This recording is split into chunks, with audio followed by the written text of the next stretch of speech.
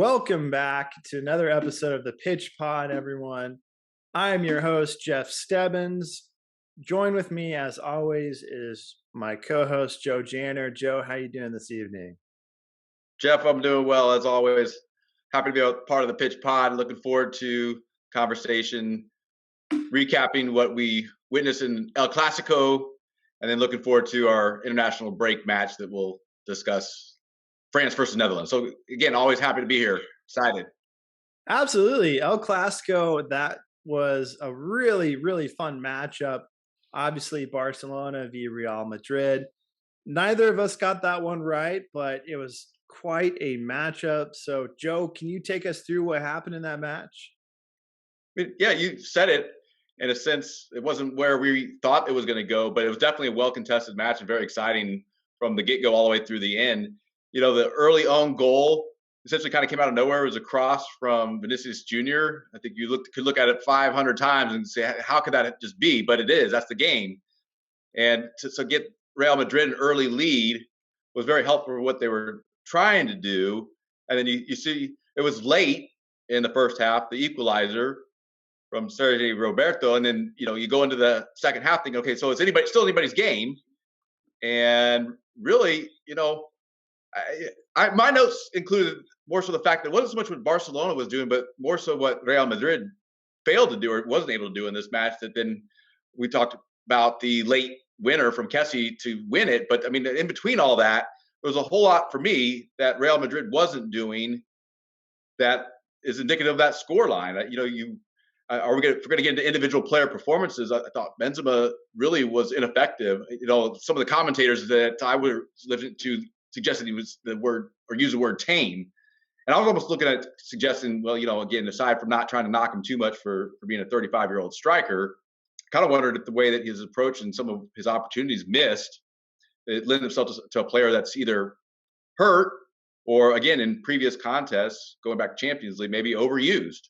And so that's a couple of my takeaways really initially from that match.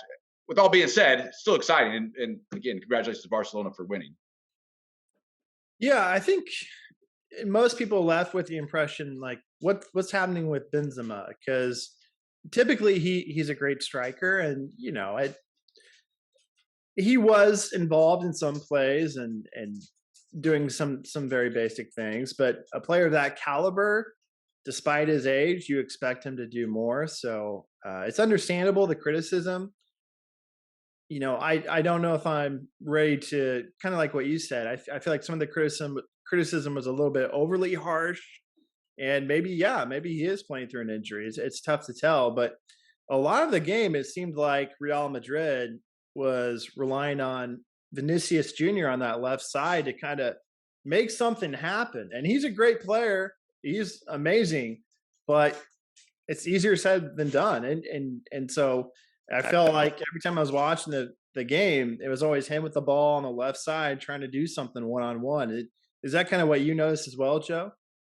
Yeah, I think I used the word over reliance on that as, like maybe one dimensional in the attack. Even at times when they look to win the ball in transition, you would see limited numbers of Real Madrid players, mainly the two center mids, a couple of center mids not joining in the attack. And I mean, when Barcelona, as well as they or what they have been able to do is to get back in transition to defensive shape. When you're at any level, if you're going to take two or three attacking players versus their 7 or 8 that's well dug in and defensively, it's going to be a struggle. And then, like, again, going back, I would like to see, there was one time where I think Vinicius cut inside as opposed to staying out wide and trying to get around and take the player one-on-one. There was a little bit different dimension to it.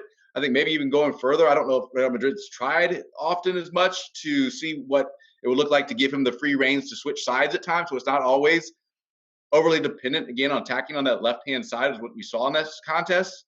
And then, I mean, if we're going to get into it, if you look at the substitutions that were made, Asensio and then Rodrigo, they came on, they looked like they were more up for the contest, if you will. And I think Rodrigo even had a really early chance just after his substitution. So was it a Real Madrid side that was, again, playing a little bit one-dimensionally as far as what their plan of attack was? I think that's, for me, what stood out.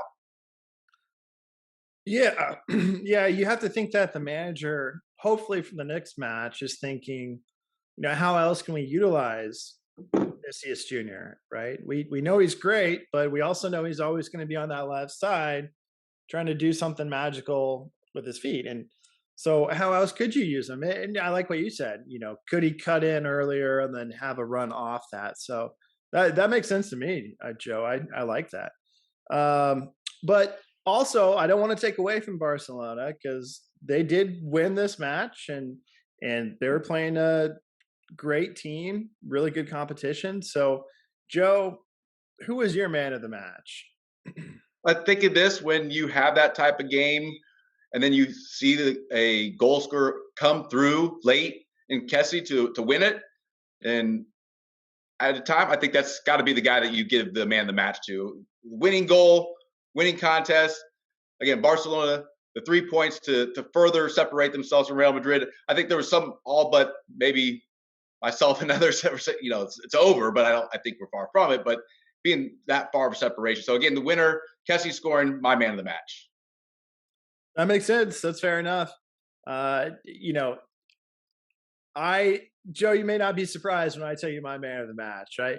I haven't given it away yet, but I think it's going to make sense once I say it. Okay, my Okay. man of the match, Lewandowski for Barcelona. Okay, I could see. I mean, he had his chances, and didn't find the back of the net. But I could think it's fair to look to see that whenever you have a player of that caliber out there, right, that you have to be aware of what he does, and is that that's what you're suggesting? His contribution and his influence on the game is enough for you. It sounds like. Exactly. I don't think those two goals happen if he's not on the field. The first one, he took the ball in the corner and created a distraction while all the defenders were flocking to him. And then he didn't get the assist on that, no, but he kind of started that whole movement of the ball, and then the goal happened. So with him not taking that ball into the corner and causing some confusion for the defensive players, I don't see that goal happening. And then the second goal, he actually set up really nicely with a back heel pass. So even though he didn't That's have right. a goal throughout the match, I felt like if Barcelona didn't have him out on the field, maybe they finished that game with no goals. I think that's great. I think that's a great analysis of that performance. And yeah, I almost forgot about the back heel was brilliant in a sense. And Yeah, again, it hats off was. It to was. him. Hats off Barcelona. And again, like I said, I'm not going to write the title or give the title to them yet. We still have numerous matches, but it does really help their chances of winning it this year. Absolutely, absolutely. So looking ahead, Joe, the match that we chose to focus on, it is France v Netherlands. And I think this is going to be another really, really fun game. I think it's going to be close. We have lots of stars in both on both teams in the lineup.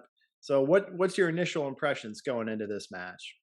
Well, you're looking at an international break that's featuring in the first round of the Euro qualifiers. It's always exciting. And when you get two top European teams facing each other off at this point, you got to look excited, be excited for it. France got to have a little bit bitterness to them, for being runners up in the World Cup. But here's their opportunity to show that they are, again, one of the best out in the world, but certainly in Europe. And, the key players, we're going to be watching to see what Mbappe is going to be a part of, how he's going to be a part of the squad and what he'll do in the performance. So I think this is a match to look forward to. I mean, not to cite the Netherlands because we know that they still have their ability to do well in these type of contests, and so I think it'd be really well contested and an exciting match. Absolutely. Yeah, if both Mbappe and Giroud are playing and they're playing at the top of their game, I I I think France is going to really have an advantage going into this. But as you said, Netherlands strong, strong team, so it's going to be a fun one to watch. So I'm ready for my prediction whenever you are, Joe. But I don't want to rush you, so it's up to you. No, I think, and this again, this first round. I mean, we're in France. With the players that you suggested, knowing what they're after and what they have to prove, it says, and again, whether the Netherlands, as quality they are, can find the means to produce goals. I see France doing well to win this. I have them winning 2-0, Jeff. All right. Okay. So all right, that I could easily see that happening. Being in France, if Mbappe is there and he's playing at the top of his game, I could easily see that happening, especially if there's a PK. Yeah, so that makes sense to me. I I too am going to go with France, but I'm going to go with France winning this. I think it's going to be a little tighter, a little closer, and I'm going to give France the nod, winning this 1-0. Okay, so we both have at least France keeping the opposition from scoring and winning. So we'll be able to see how it plays out. So looking forward to it. Again, here we are in the international break, Euro qualifiers. Really excited. Just have to almost mention it again in today's match, Italy versus England. England's win victorious. Kane with an opportunity at the spot. Guess what? He converts that one for the winner. Top English goal scorer. England hadn't won in Italy since 1961. It's a big match for them, big win for them to start off their qualifiers, the campaign here. So congratulations to England. Congratulations to Kane. Just wanted to give a shout out to them then as we are in our international break feature. So Jeff, glad to be a part of the pitch pod as always. Yeah, yeah. Thank you for that. Hats off to Kane. That's a huge deal, as you said, and it was a great match. Yeah. Um, so everyone, thank you so much for tuning in. We hope you like the content that we're bringing. We plan to bring a lot more coming at you real soon. As always, the best way to support us here at the Pitch Pod is to please like, subscribe. We would really appreciate it. So thank you everyone for tuning in. Enjoy the match. Keep pitching out there, everyone.